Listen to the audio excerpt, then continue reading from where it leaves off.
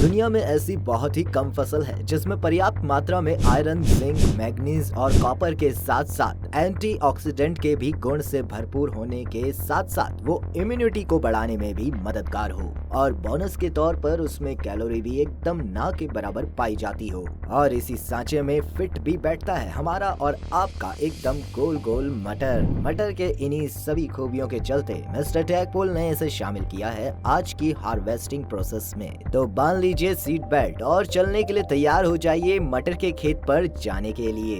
किसी भी फल के लिए सबसे जरूरी होता है खेत की मिट्टी को तैयार करना, इसलिए मटर की खेती में भी सबसे पहले खेत को ही तैयार किया जाता है। और खेत तैयार करने के लिए खरीफ की फसल यानी कि धान, मक्का, ज्वार, बाजरा, मूंग, मूंगफली, गन्ना या सोयाबीन की कटाई के तुरंत बाद ही खेतों में ट्रैक्टर को 3 से 4 बार दौड़ाकर उसे अच्छे से जोत लिया जाता है। लेकिन जुताई से पहले इस बात का खास ध्यान रखा जाता है कि खेत की मिट्टी ज्यादा सूखी या गीली ना हो और मिट्टी में एक खास लेवल पर नमी बनी रहे। मिट्टी के तैयार हो जाने के बाद बारी आती है तैयार हो चुके मिट्टी में मटर के हाई क्लास बीजों को रोपने की। वैसे बीजों को रोपने का काम पहले मजदूर हाथों से ही किया करते थे, लेकिन ये एक एडवांस इंडिया है, इसलिए अब इन सभी कामों को मशीन की मदद से किया जाता है, जिसमें एक ऑटोमेटिक मशीन में मटर के इन छोटे छोटे बीजों को डाल दिया जाता है, जिसके बाद ये बीज खेतों में एक बराबर दूरी के गैप पर इन बीजों को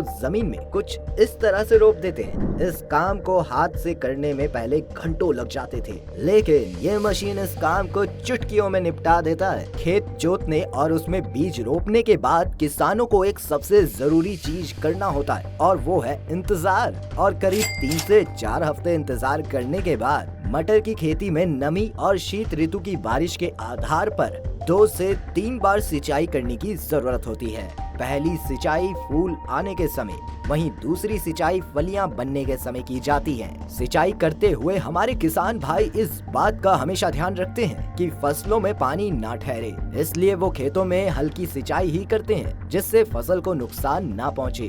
खेतों की सिंचाई करने के बाद बारी आती है इसमें खाद और उर्वरक डालने की, क्योंकि अच्छी पैदावार के लिए फसलों की देखभाल करना बहुत जरूरी है। और वैज्ञानिकों की माने तो एक अच्छे खेत में 20 किलोग्राम नाइट्रोजन और 60 किलोग्राम फास्फोरस होना चाहिए। इसके अलावा खेतों में 100 से 125 किलोग्राम डाई अमोनियम फॉस्फेट यानी कि DAP प्रति हेक्टेयर और साथ ही 20 किलोग्राम पोटाश भी होना चाहिए। और अगर फसल अच्छी करनी हो तो खेत की पहली जुताई के समय ही 20 टन गोबर की खाद अच्छी तरह से मिलाना चाहिए। जुताई, सिंचाई और खाद डालने के बाद किसान एक बार फिर से 2 हफ्तों का इंतजार करते हैं और अपनी फसल को बचाने के लिए इसमें अलग अलग तरह के कीटाणुनाशक का प्रयोग करके फसल को एकदम चकाचक बना देते हैं। जिसके कुछ टाइम बाद यानी कि करीब 2 महीने के बाद इन फसलों को काटने की बारी आ जाती है, जिसके लिए किसान पहले इन फसलों को हाथों से काटते हैं और फिर इस बड़े से हार्वेस्टिंग मशीन में डाल देते हैं, जो इन फसलों से मटर और भूसे को अलग कर देती है। और इस तरह से मटर तैयार हो जाता है आपके खाने के स्वाद को दोगुना करने के लिए।